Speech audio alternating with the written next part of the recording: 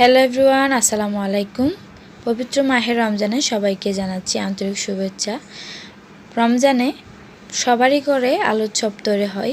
এই আলুর চপটা যদি মুচমুচে এবং পারফেক্টভাবে তৈরি হয় তাহলে কিন্তু খেতে সবাই বেশি পছন্দ করবে। তো আশা করব আমার আজকের রেসিপিটা আপনাদের কাছে ভালো লাগবে। আমি আজকে আপনাদেরকে পারফেক্টভাবে আলুর চপ রেসিপি তৈরি করে দেখাবো, আর সাথে টিপস শেয়ার করব। আপনি যদি আলুর চপগুলো ইফতারি 2 থেকে 3 ঘন্টা আগেও তৈরি করেন তাহলে কিন্তু অনেক বেশি মুচমুচে থাকবে। তো পুরো ভিডিওটা দেখবেন, যদি ভালো লাগে তাহলে অবশ্যই আমার চ্যানেলটি সাবস্ক্রাইব করবেন আর ফ্রেন্ডস অ্যান্ড ফ্যামিলির সাথে শেয়ার করবেন। তো চলুন আমরা আলুর চপের প্রস্তুত প্রণালীতে চলে যাই। এখানে আমি আলুর চপের ব্যাটারটা তৈরি করে দেখাবো প্রথমে আপনাদেরকে। এর জন্য আমি এখানে 1 কাপ পরিমাণ বেসন ভালো করে চেলে নিয়েছি যাতে করে কোনো দানা বা লাঞ্চ না থাকে। সাথে আমি দিয়ে দিচ্ছি পরিমাণ মতো লবণ, স্বাদ অনুযায়ী দিয়ে দিবেন, আপনারা আপনাদের পরিমাণ অনুযায়ী দিয়ে দিবেন। আর সাথে দিয়ে দিয়েছি 1 টেবিল চামচ পরিমাণ সয়াবিন তেল। সয়াবিন তেলটা দিলে যেটা হবে সেটা হচ্ছে আপনার যখন আপনি চপগুলো ভেজে নেবেন তেলের মধ্যে, চপগুলো ভাজার সময় কিন্তু অনেকগুলো তেল একসাথে কমে যায়, তো তেলের পরিমাণটা একটু কম টানবে। এই জন্য আমি এখানে ব্যাটারটা তৈরি করার সময় সয়াবিন তেলটা অ্যাড করে নিয়েছি। অবশ্যই আপনারা সয়াবিন তেলটা অ্যাড করে নেবেন। তো আমি অল্প অল্প পানি দিয়ে ব্যাটারটা তৈরি করে নিয়েছি। সাথে আমি দিয়ে দিয়েছি 1/2 চামচ পরিমাণ বেকিং পাউডার দিয়ে ভালো করে একটু নেড়েচেড়ে আমি ব্যাটারটা তৈরি করে নিয়েছি।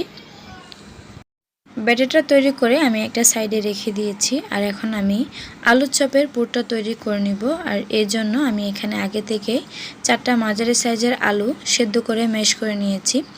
অবশ্যই আলুগুলো কিন্তু পানি আগে থেকে ঝারিয়ে নেবেন যাতে করে আলু ম্যাশ করাগুলো একটু শুকনো থাকে। যত আপনি আলু ম্যাশ করাগুলো শুকনো রাখবেন আপনার আলুর চপটা তত বেশি মুচমুচে হবে। তো আমি এখানে আগে থেকে আলুগুলো ম্যাশ করে একটা সাইডে রেখে এখন আমি অন্য পাশে পরিমাণ মতো নিয়ে নিয়েছি পেঁয়াজ কুচি, ধনিয়া পাতা কুচি আর সাথে ছোটো করে কেটে রাখা কাঁচামরিচ কুচি নিয়ে নিয়েছি। আর সামান্য পরিমাণ লবণ দিয়ে আমি ভালো করে আগে পেঁয়াজ কুচি, ধনিয়া পাতা কুচি আর কাঁচামরিচ কুচির সাথে ভালো করে মিশিয়ে নিয়েছি। এখন ম্যাশ করে রাখা আমি আলুগুলোর সাথে ভালো করে মিশিয়ে নিচ্ছি। আপনারা চাইলে এর মধ্যে শুকনো মরিচ গুঁড়ো অথবা এখানে আপনারা গরম মশলা গুঁড়ো দিতে পারেন। আমি কিন্তু কোনোটা ইউজ করিনি, আমার কাছে এভাবে ভালো লাগে। তো আমি এখন আলুর চপের শেপগুলো নিয়ে নিব।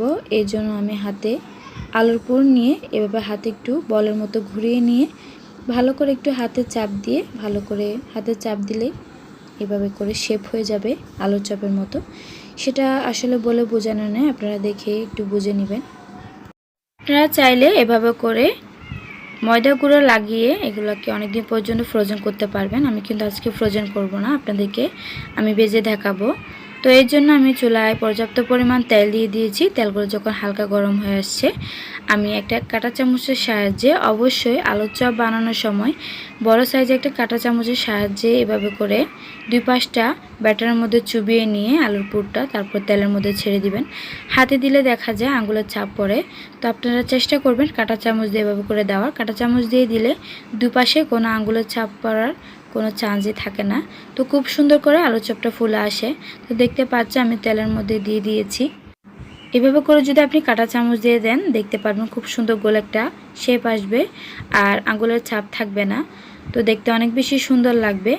তো আলুর চপগুলো যখন এক পাশ হয়ে আসবে, কালারটা চেঞ্জ হয়ে আসবে, আমি অন্য পাশটা উল্টিয়ে দিব যাতে 2 পাশটা ভালো করে সুন্দর একটা কালার আসে।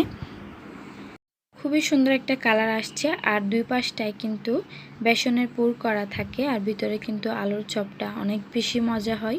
অবশ্যই আপনারা কিন্তু এগুলো বাসায় ট্রাই করবেন। তো যখন গোল্ডেন কালার হয়ে আসছে, বাদামি কালার হয়ে আসছে, আমি এগুলোকে চুলা থেকে নামিয়ে নিচ্ছি। দেখতে পাচ্ছেন দেখে কিন্তু অনেক লোভনীয় লাগছে, ইচ্ছে করছে খেয়ে নিই। তো আশা করব আপনারা ওইভাবে করে তৈরি করবেন। আমার বাকি যে আলুর চপগুলো ছিল সেগুলো আমি সেমভাবে কাঁটা চামচ দিয়ে বেসনের পুরটা লাগিয়ে এরপর তেলের মধ্যে ছেড়ে দিচ্ছি। সেমভাবে যখন কালারটা চেঞ্জ হয়ে আসবে আমি উল্টিয়ে দিব। এরপর 2 পাশটা ভালো করে একটু ভেজে নিব। যখন বাদামি কালার হয়ে আসবে, কালারটা চেঞ্জ হয়ে আসবে, খুব সুন্দর একটা কালার আসবে, আমি এটাকে চুলা থেকে নামিয়ে নিব। তো দেখতেই পাচ্ছেন খুব সুন্দর একটা কালার আসছে। আমার কিন্তু সবগুলো আলুর চপ ভেজে নেওয়া হয়ে গেছে। আর এখন আমি চুলা থেকে উঠিয়ে নিচ্ছি। দেখতে পাচ্ছেন মাশাআল্লাহ কালারটা অনেক বেশি সুন্দর লাগছে। তো আশা করব আমার আজকের ভিডিওটা আপনাদের কাছে ভালো লেগেছে। যদি ভালো লেগে থাকে তাহলে অবশ্যই আমার চ্যানেলটা সাবস্ক্রাইব করে অবশ্যই ফ্রেন্ডস অ্যান্ড ফ্যামিলির সাথে শেয়ার করবেন। আর যারা এখনও পর্যন্ত আমার চ্যানেলটি সাবস্ক্রাইব করেননি আশা রাখবো সাবস্ক্রাইব করে নেবেন।